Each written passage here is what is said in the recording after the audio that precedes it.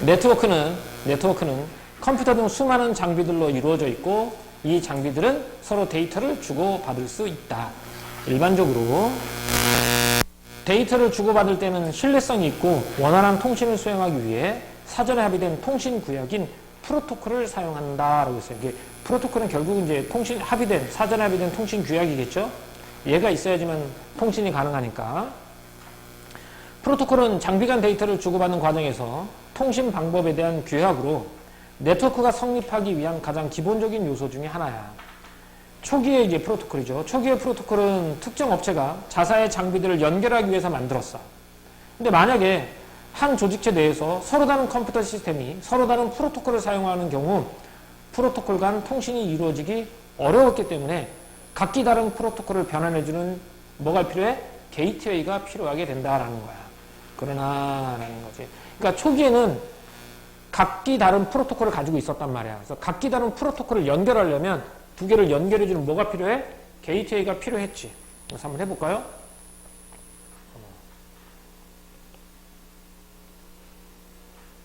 이게 문제점인 거야. 그 문제점이 나오면 비문학글에서는 문제점이 나오면 항상 이 문제점에 대한 뭐가 나와야 되니? 해결 방안이 나와야 되잖아. 해결 방안이 나와야 돼. 현존하는 모든 프로토콜에 대하여 이러한 게이트웨이를 개발하는 것은 거의 불가능한 일이야. 왜냐하면 각각의 프로토콜이 있는데 각각의 게이트웨이를 다 만들어야 돼. 너무 많잖아. 그렇지? 불가능한 일이야.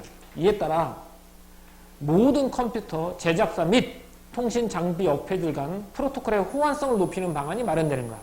그러니까 각각의 프로토콜이 호환성이 높게 만든 거야. 다양한 네트워크에 상호 연결되어 있는 개방형 컴퓨터 통신 환경에 적용할 수 있는 표준 프로토콜인 OSI 참조 모델이 제시되었다라는 거죠. 이게 문제점이 나왔지. 문제점이 나왔으니까 그거에 대한 해결 방안이 뭐냐? OSI 참조 모델이 제시되었다라는 거죠. 그럼 이 글의 중심 화제, 이 글의 핵심어는 뭐가 되겠니? OSI 참조 모델인 거야. 자, 다시 정리 한번 해볼게요. OSI 참조 모델이 뭐냐면 네트워크는 각각의 컴퓨터들이 연결하는 거지. 그지? 근데 이쪽 네트워크하고 이쪽 네트워크가 있는데 얘네는 프로토콜이 있어. 프로토콜이 뭐지? 한번 민주야, 프로토콜이 뭐라고 하니?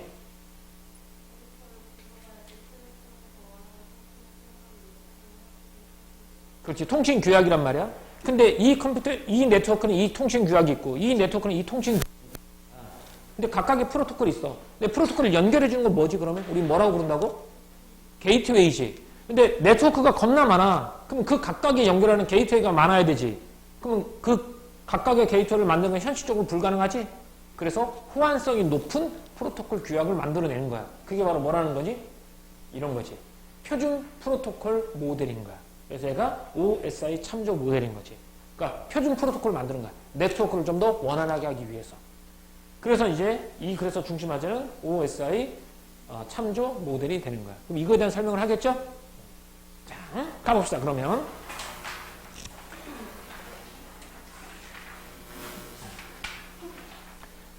OSI 참조 모델은 네트워크 간 호환 가능한 프로토콜을 만드는 참조 모델로 하나의 를 수행하기 위해 관련 기능들을 모아 그룹한 계층으로 구성된다. 인데 그룹한 계층이 이렇게 나와 있겠지? 이렇게 구성되어 있대요.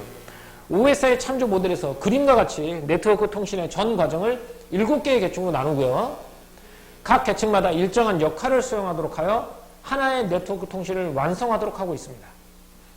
이 네트워크는 사용 목적에 따라 이 7개가 아닌 일부 단계만으로도 원하는 통신을 할 수 있으므로 모든 통신 절차를 7개의 계층으로 나눌 필요는 없어.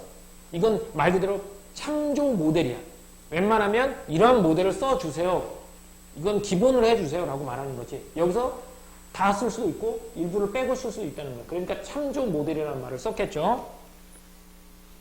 실제 우리가 사용하는 네트워크 프로토콜과 OSI 참조 모델의 계층이 1대1로 대응되는 경우는 많지 않다는 얘기야. 7개 계층으로 나와 있는 경우는 많지 않으며 많은 프로토콜은 OSI 참조 모델의 일부 계층들에 걸친 기능을 제공한다라는 거지. 그중 하위 세계인 물리 데이터 여기 한번 해볼까요? 구성 여기 밑줄 한번 해볼까요? 어떻게 그립 구성 한번 가보자. 자, 어쨌든 OSI 참조 모델에 대한 개념이 나올 거고요. 이 개념이 나오고 얘는 결국 말하면 하나의 일을 수행하기 위해 관련 기능도 모아 그룹으로 계층화해 놓은 것이에요. 이게 이건 거고. 실제 사용하는 것들은 1대1 대응되는 경우는 많지 않다는 얘기가 되겠지? 일부 계층들의 걸친 기능을 제공하고 있어요. 걸쳐 있는 기능이죠. 그 중에서 하위 3개 계층, 하위 3개 계층이 되겠죠? 이제 하위 3개 계층은 물리, 데이터 링크, 네트워크 계층은 정보를 전송하는 일종의 네트워크 지원 기능을 담당합니다. 얘네가 하는 역할은 뭐라고요? 네트워크. 자, 정보를 전송하는 일종의 네트워크 지원 기능을 담당하게 되죠. 하위 3개 계층은. 실제로 데이터가 공간을 이동하는 데 관련된 기능을 수행합니다. 다음, 상위 3개 계층, 세션, 표현, 응용 계층은 이라고 나와있죠. 여기 3개는 상위 3개가 되겠죠. 이 상위 3개는 얘네가 하는 역할은 뭔지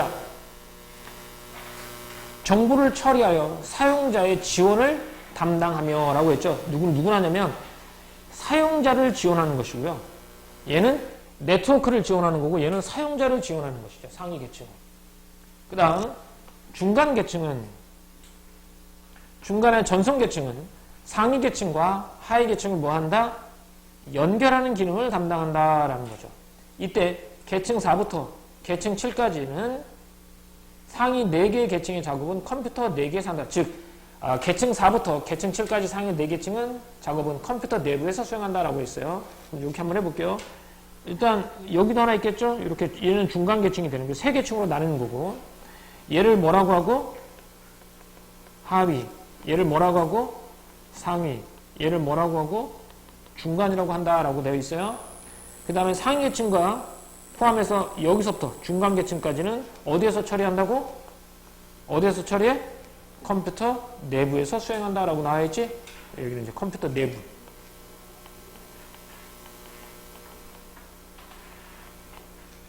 이렇게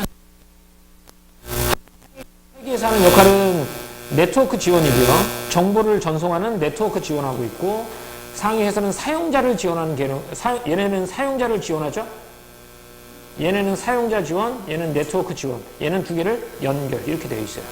근데 얘네들은 잘 나와 있으니까 옆에 거 잘 보면 돼. 다음 여기서부터 이제 하나씩 한번 해봅시다. 본격적으로 한번 가볼게요. 계층 1인 물리계층은 이제 물리계층에서 하는 역할을 나오겠죠. 물리계층은 위에 데이터 링크 계층, 네트워크 계층 중에서 맨 하위에 있는 물리계층이죠. 네트워크 케이블을 통해 송수신되는 물리적 신호의 전송 규칙을 조정하고 신호를 송수신하는 역할을 한다라고 했으니까 물리계층에서 하는 역할입니다. 물리적 신호의 전송 규칙을 조정하고요. 신호를 송수신하는 역할을 합니다. 일반적으로 네트워크 케이블을 통해 정보를 수신할 경우에는 디지털 데이터를 전기적 신호로 변환한 장비인 DSU를 거쳐야 합니다. 이때 케이블을 통해서 정보를 송신할 때는 전기적 신호로 변환을 해야 된단 말이야. 왜냐하면 전기적 신호는 뭐냐면 우리가 데이터는 뭐와 뭘로 이루어져 있죠? 데이터는 뭐와 뭘로 이루어져 있어요? 1과 0으로 이루어져 있어요. 데이터는. 근데 얘를 보내려면 뭘로 바꿔야 돼? 전기적 신호로 바꿔야 돼요. 그럼 전기적 신호는 뭐하고 뭐가 있는데?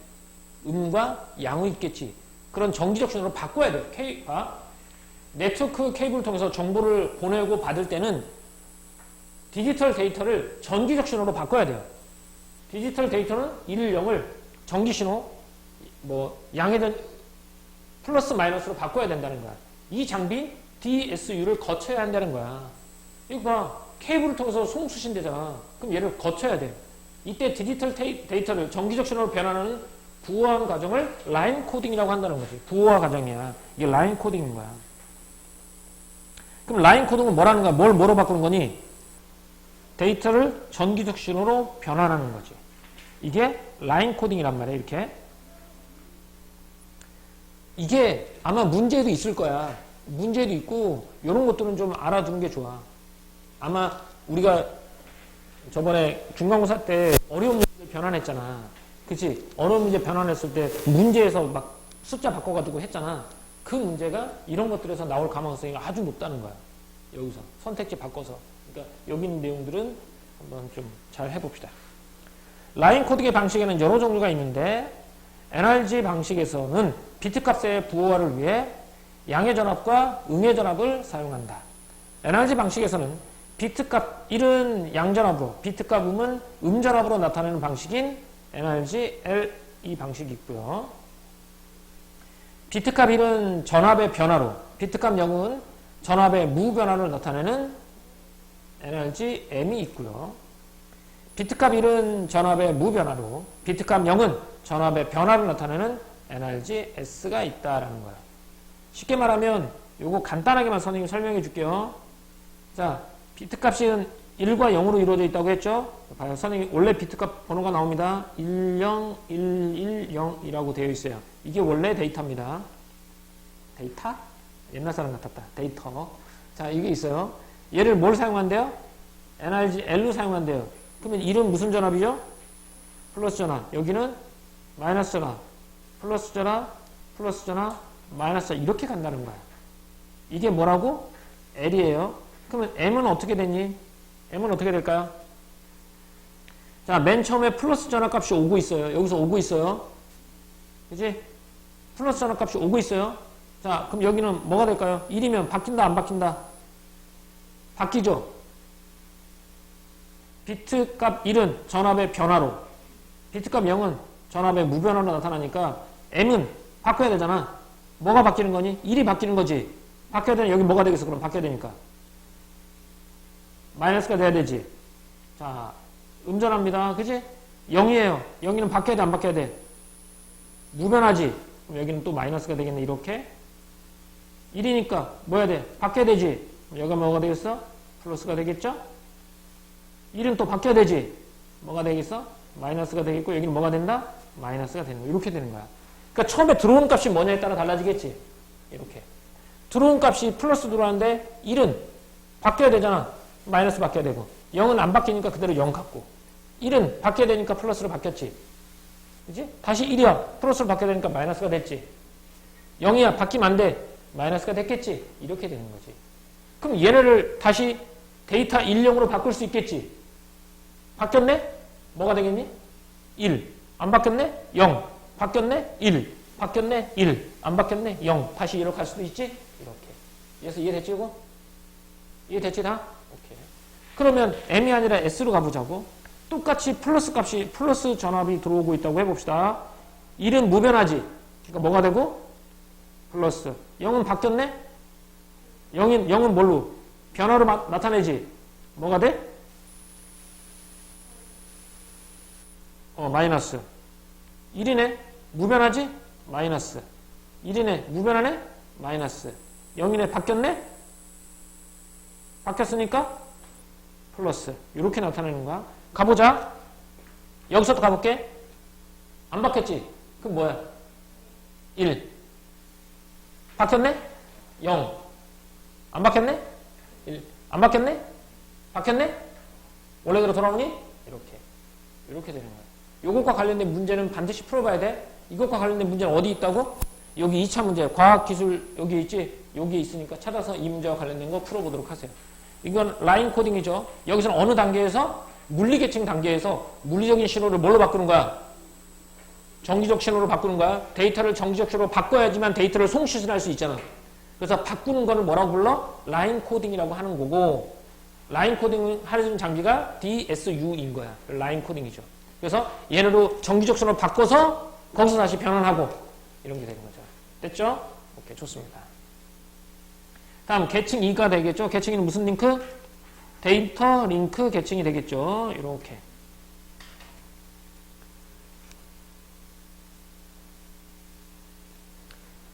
데이터 링크 계층은 물리 계층에서 전달되는 데이터의 오류를 검사하고 복구하는 거야.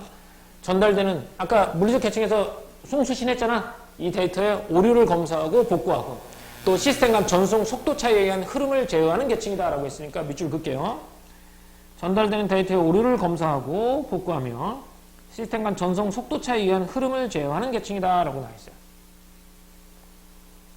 자, 데이터 링크 계층은 물리 계층에서 데이터가 전달돼요. 물리 계층에서 데이터가 전달되면 단일 네트워크에 연결된 하나의 네트워크 있잖아.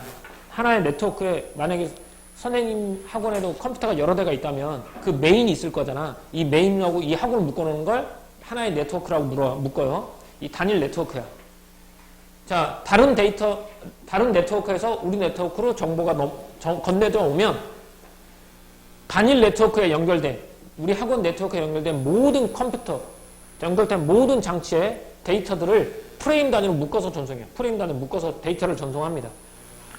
그래서 수신 측 개별 장비들 각각에 해당하는 데이터를 확인해 수신하도록 연결해줘요. 그래서 각각의 수신하는 장비들의 각각에 해당하는 데이터를 확인해 수신하도록 연결해줍니다. 이게 계층 2인 어디서 하는 역할이야? 데이터 링크 계층에서 하는 역할입니다. 자, 이렇게 되고 데이터를 확인해 수신하도록 연결해주는 거야. 각 장치들로 수신을 배분해주는 거야. 데이터를. 다음 계층 3인 네트워크 계층은 이라고 나와 있어요. 네트워크 계층.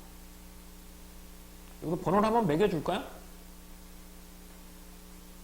물리 계층에서 데이터가 전달되면 두 번째 단일 네트워크에서 연결된 모든 장치에 프레임 단위를 묶어서 전송을 합니다.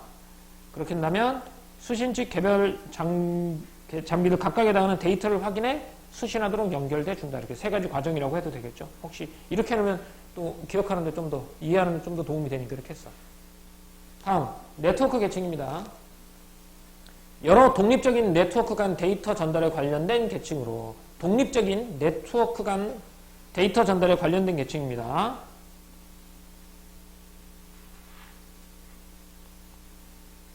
각기 다른 네트워크에 고유한 네트워크 주소를 부여된 주소를 바탕으로 네트워크 간 올바른 데이터 전달 경로를 보장한다라고 있어요. 그럼 얘네가 하는 역할은 뭐냐면 고유한 네트워크 주소를 부여한 거야.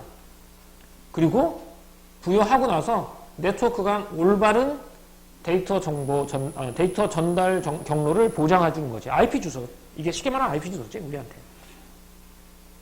자, 네트워크 계층의 대표적 주소 체계로는 IP 주소 체계를 들 수 있다라는 거야. 그러니까 IP 주소를 할당해 주고 원하는 데이터가 원하는 장소로 가도록 경로를 만들어 주는 거.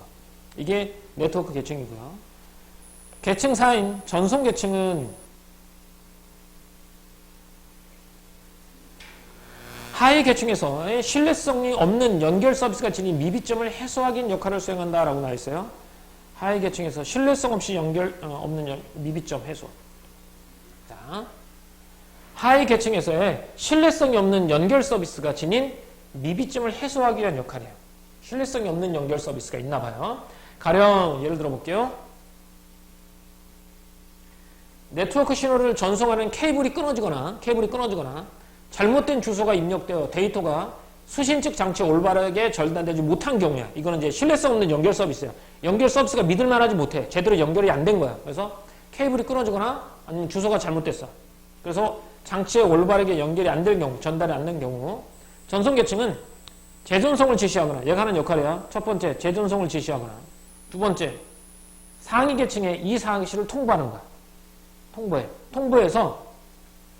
통보함으로써 상위 계층에서 필요한 조치를 취하거나, 또 두 번째, 사용자에게 선택지를 제공한다. 이렇게 되는 거지. 3-1로 가야 되나? 3-1, 3-2 이렇게 가는 게 더 낫나? 이렇게. 자, 가볼게요. 하위 계층에서 신뢰성이 없는 연결 서비스가 지닌 미비점을 해소하는 거야.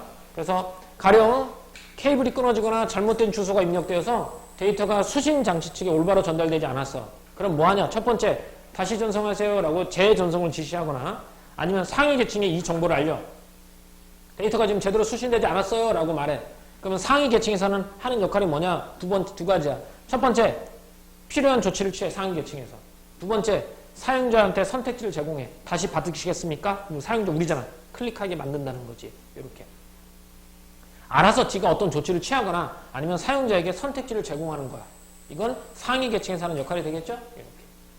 자, 여기까지가 뭐의 계층? 전송 계층과 관련되어 있는 거였어. 자, 다시 한 번만 살짝만 가볼게. 이 앞에 내용은 좀 어려운데. 자, 첫 번째 물리 계층이야. 물리적 신호를 정기적 신호로 바꾸는 거지. 왜냐면 송수신 하려면 데이터 신호를 뭘로 바꿔놔야 되니? 정기적 신호로 바꿔야 되잖아. 그 장치가 DS65. 여기서 하는 과정이 부호화 과정인데 대표적인 게 라인 코딩을 쓰는 거야. 그래서 데이터 1001을 정기 신호로 바꾸거나 정지 신호를 다시 데이터 신호로 바꾸는 역할을 해주는 게 물리 계층이었고, 데이터 링크 계층은 전달되는 데이터의 오류를 검사하고 복구하고 시스템 간 점동 속도에 따른 흐름을 제어하는 거지. 이렇게. 그래서 데이터가 전달되면 프레임 단위를 묶어서 다 각각에 전송한다는 거지. 그리고 수신 측 개별 장비들의 데이터를 확인해 수신하도록 연결해 주는 거. 수신하도록 연결해 주는 거. 네트워크 계층은 주소를 설정해줘서 경로를 정해주는 것. 전송 계층은 전송 과정에서 잘못된 점을 보완하는 계층이 되겠죠. 데이터가 끊어지거나 주소가 잘못된 경우에는 재전송을 지시하거나 아니면 상위 계층으로 전달. 그럼 상위 계층에서는 조치를 취하거나 사용자에게 선택지를 주는 것. 이렇게 되는 거죠. 여기까지가 전송 계층이 되겠지. 됐죠? 자, 다음. 전송 5. 여기서부터는 이제 상위 계층에 들어가겠죠? 계층 5 이상의 기능은 경우에 따라서 없을 수도 있는 기능이죠. 여기 해줄게요. 계층 5 이상의 기능은 없을 수도 있는 기능이고, 어쨌든 첫 번째 상위 계층에서는 세션 계층이 나오겠죠? 세션 계층.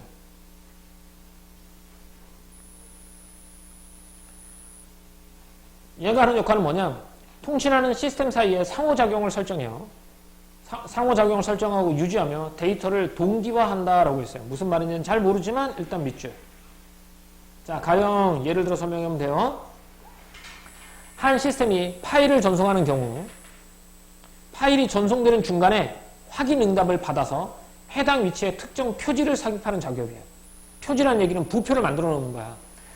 한 시스템에서 파일을 전송해요. 그 파일이 전송되는 중간에 응답을 해요. 여기까지 받았어? 또 여기까지 받았어? 라고 응답을 받겠죠. 해당 위치에 특정 표지를 써요. 여기까지가 1-1, 여기까지 1- 데이터를 잘라서 해당 표지를 중간에 넣어놓는 거야. 이때 특정 표지는 통신하는 시스템 간에 데이터가 동일하게 유지될 수 있도록 논리적 작업 단위의 기준이 되는데, 파일 전송 과정에서 오류가 발생하잖아? 파일 전송하는데 오류가 발생하면 전체 파일을 다시 다 전송할 필요가 없어. 그 다음에 특정 표지를 기준으로 오류가 발생한 부분 근처의 데이터만 재송송한다는 거야. 파일을 보낼 때 1-1, 1-1-3 다 이렇게 표지를 갖다 붙여놨어. 근데 1-3 근처가 파일이 오류가 났어. 그럼 처음부터 다시 보내는 게 아니라 그 1-3이 잘못됐으면 1-2, 1-3, 1-4 이렇게 근처만 다시 보낼 수 있다는 거지. 요게 세션 기능에서 가능한. 세션이라는 건 파트를 나누는 거니까 이렇게.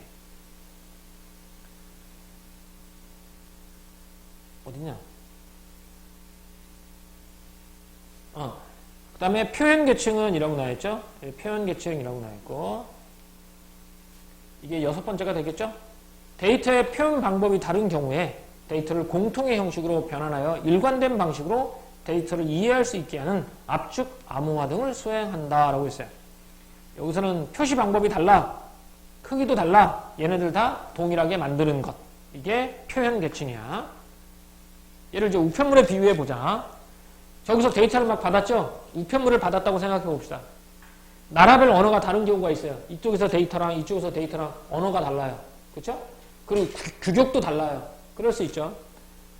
언어가 다를 경우 내용을 각각 이해할 수 있는 언어로 번역하거나 라고 했어요. 언어가 다 달라. 동일한 언어로 만들어 하거나, 이동의 효율성을 위해 압축을 통해 부피를 작게 하는 포장을 한다거나, 부피가 다 달라. 뭐 적재할 때 너무 힘드니까 다 똑같은 부피로 다 만들어버려요. 이렇게. 이거 하는 과정이 무슨 계층? 표현 계층이라는 거지. 그래서 표현 방법이 다른 경우 데이터를 공통의 형식으로 변환해서 일관된 형식으로 데이터를 이해할 수 있도록 압축하고 암호화하는 과정이라는 거지. 자, 포장을 한다거나 남이 내용을 볼 수 없도록 봉인하는 등의 예를 들 수 있다라고 했고, 여기까지가 표현 계층. 마지막 7번째 계층. 응용 계층 나옵니다. 응용 계층. 사용 주체인 사람 또는 특정 소프트웨어가 네트워크에 접근해 데이터를 확인할 수 있게 하는 기능을 제공한다라고 했죠. 사용 주체인 사람 또는 특정 소프트웨어가 네트워크에 접근해 데이터를 확인할 수 있게 하는 기능이죠. 이 계층에서는 사용자 인터페이스를 제공하며 전자우편, 파일 공유 등 여러 서비스를 제공한다라고 했죠. 과학이나 기술 지문은 전체적인 내용을 이해할 수도 있겠지만 그 내용이 어디에 있는지만 정확하게 알아두는 것도 큰 힘이 돼요. 필요에 따라서 찾아볼 수 있도록. 그럼 이 글은 우리가 내신으로 나오니까 좀 복잡해 보이지만 이게 수능으로 나올 땐 되게 단순한 글이야. 왜? 구조화가 너무 잘 되잖아. 그러면 구조화 쫙 해놓고 빨리 읽고 이게 찾아서 풀 수 있는 문제가 되겠지. 근데 내신이다 보니까 이걸 어느 정도 이해해야 되는 거고, 선생님이 만약에 여기서 내신 문제를 낸다고 하면 전체적인 문제는 어렵지 않아요. 딱 한 군데만 어렵겠지. 어디 부분이겠냐? 아까 데이터 신호를 정지적으로 바꾸는 거, 요거. 근데 그것만 잘 이해해두면 그것과 관련된 문제도 쉽게 풀 수 있을 거예요. 여기는 읽을 때 내용을 다 이해할 생각하지 말고 구조 보고 대표적인 기능들만 알아두도록 하세요. 여기는. 마지막. 실제로 OSI 참조 모델을 그대로 모두 따르는 프로토콜은 많지 않다. 하지만 OS 참조 모델은 네트워크 프로토콜의 호환성을 높여 데이터 통신 과정의 효율성을 증대하고 한편으로는 사용자로 하여금 프로토콜의 역할과 구조, 네트워크 동작 방식을 이해하게 된다는 점에서 의의를 지닌다라고 했으니까 얘는 의의죠. 그래서 OSI 참조 모델의 의의가 되겠죠. 의의는 두 가지입니다. 첫 번째, 호환성을 높여서 통신 과정의 효율성을 증대하고요. 두 번째, 사용자로 하여금 프로토콜의 역할과 구조, 네트워크의 동작 방식을 이해할 수 있게 해준다는 거에서 의의를 지닌다라고 보는 거죠. 이렇게. 자, 다시 앞에서 한 번만 더 정리하고 갈게요.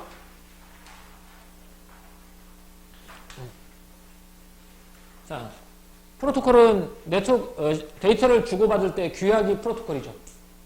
각 네트워크마다 뭐가 다 달라? 프로토콜이 다 다르지? 그렇기 때문에 얘네들을 네트워크에서 네트워크를 연결하려면 뭐가 필요해? 게이트웨이가 필요하지. 근데 모든 그 네트워크 간 게이트웨이를 만들려면 불가능하지, 현실적으로. 불가능해서 호환성이 높은 표준 모델을 만들고 싶었던 거야. 그래서 만들어낸 게 뭐야? OSI 참조 모델이야. 얘는 다양한 네트워크에 상호 연결되어 있는 개방한 컴퓨터 통신 환경에 적용할 수 있는 표준 프로토콜이야. 그러니까 표준이라는 말은 꼭 이렇게 할 필요는 없지. 그러니까 기준이야. 이런 형식으로 만들어주세요 라고 해서. 그래서 거기 있는 7개를 다 쓸 수도 있지만 일부만 쓸 수 있다는 거고. 대부분은 하이 링크들은 그대로 쓰고 상위 링크를 좀 다른 걸 쓴 거겠죠. 여기서 보자면 돼 있어요. 이게 OSI 참조 모델입니다. OSI 참조 모델은 이 하나의 일을 수행하기 위해 관련 기능들을 모아 그룹화한 계층이 있죠. 자, 여기서 하는 역할이 있을 거냐? 하나의 일을 수행하기 위해서 관련 기능들을 모아놓은 거야. 이게 물리 계층. 여기는 데이터 링크 계층. 이렇게 나와 있고 여기까지가 하위 계층, 여기까지가 상위 계층. 여기는 중간 두 개를 뭐 해주는 역할? 연결해 주는 거. 여기는 뭘 지원해줘? 정보를 주고받는 데이터 지원을 해주는 거야. 여기서는. 그럼 여기서는 누굴 지원해줘? 사용자를 지원해 주는 거야. 그러니까 여기서는 데이터를 주고받도록 만드는 거야. 네트워크 간 데이터를 연결해 주는 거.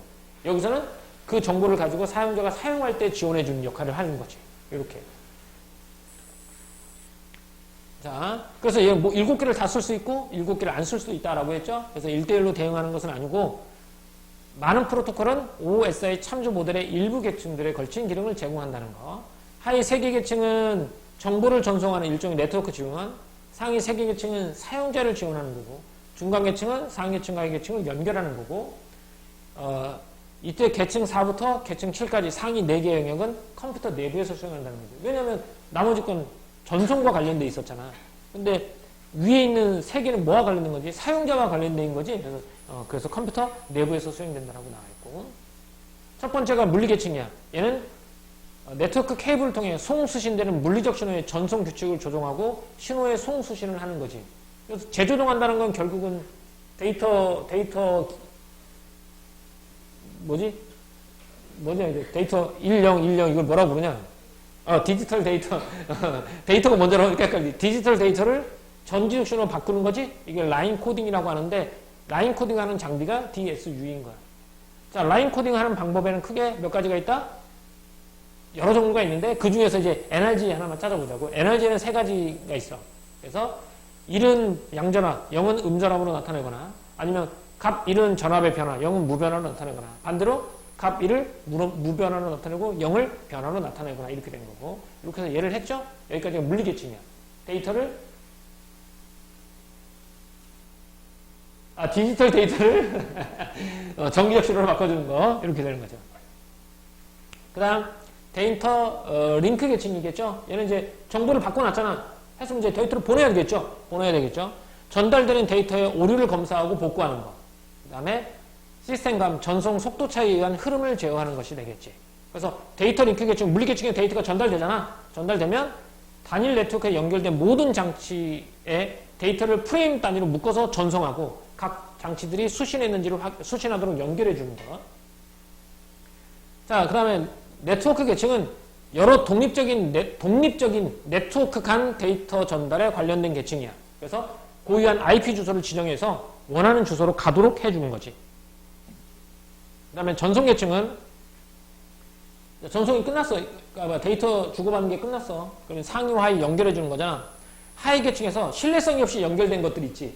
그래, 걔네들을 어떻게? 미비점을 해소하는 역할을 해주는 거고. 그래서 전송 계층에서 하는 역할은 첫 번째, 뭐 케이블이 망가지거나 주소가 제대로 되어 있지 않았어. 그럼 첫 번째, 재전송하세요 라고 명령하거나 아니면 상위 계층으로 보내는 거야. 이걸 보고하는 거지. 그럼 상위 계층에서는 첫 번째, 이 계층을 이거에 대한 어떤 액션을 취하거나 아니면 사용자로 하여금 선택지를 제공하게 하는 거. 여기까지가 중간 계층이었고, 그 다음 이제 상위 계층으로 넘어가죠. 여기서는 이제 여기서부터 시작해서 계층 4부터는 컴퓨터 내부에서 일어나는 거야. 여기서는 다. 세션 기능. 통신하는 시스템 사이의 상호작용을 설정하고 유지하며 데이터를 동기화하는 것이라고 나와 있죠. 아마 한 시스템이 파일을 전송하는 경우에 중간에 확인 응답을 보내서 중간에 표지를 집어넣어, 특정 표지를 집어넣는 거야. 그래서 만약에 동일하게 이 보내는 컴퓨터랑 받는 컴퓨터랑 다 동일하도록, 자, 1 갑니다, 2 갑니다. 받을 때 1 받았어, 2 받았어, 3 받았어. 이게 덩어리를 묶어주는 거지. 논리적 작업 단위 기준이 되는 건데, 파일 전송 과정에 오류가 발생하면 전체 파일을 다 보내는 것이 아니라 삽입된 특정 표지를 기준으로 해서 오류가 발생한 부분 근처의 데이터를 재전송하는 거지. 훨씬 효율적이겠죠? 그다음 표현 계층이야. 표현 계층은 뭐냐면 데이터의 표현 방법이 다 달라. 크기도 다르고 데이터 표현 양식도 다르고, 그러니까 언어도 다르고 크기도 다르다는 거야. 만약에 우편으로 따지자면, 그래서 동일한 언어를 만들고 크기도 동일하게 만들어주는 거지.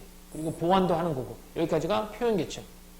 응용 계층은 사용자가 얘를 데이터에 접근해서 데이터를 확인할 수 있도록 하는 과정이겠죠. 그래서 인터페이스 같은 거겠죠. 이렇게. 그래서 여기가 응용 계층까지 해서 7단계로 이루어져 있어요. 이런 모델은 참조 모델을 그대로 따르지 않아도 된다고 했지, 말 그대로 참조 모델이니까. 하지만 얘는 네트워크 프로토콜의 호환성을 높여서 데이터 통신 과정의 효율성을 증대했던 거고, 또 사용자로 하여금 프로토콜의 역할과 구조, 네트워크 동작 방식을 이해할 수 있게 된다면서 의의를 가진다라고 했고, 의의가 몇 가지? 2가지가 나오는 거야. 이렇게. 자, 어렵긴 하지만 어렵다기보다는 내용이 좀 많지만 구조화가 잘 돼 있으니까 실제로 시험 볼 때도 빨리빨리 읽어가면서 어디 어떤 내용이 어떻게 시작하는지만 체크해놓고 문제 풀면 돼요. 그러니까 체크 안 해놓고 풀지 마. 우리가 반복해서 읽으면 체크하기가 훨씬 쉬워져. 아, 여기까지가 계층 뭐구나. 이거 막 체크해놓고 넘어가면서 이렇게 풀어야 돼. 실제 문제 풀 때는. 알겠죠?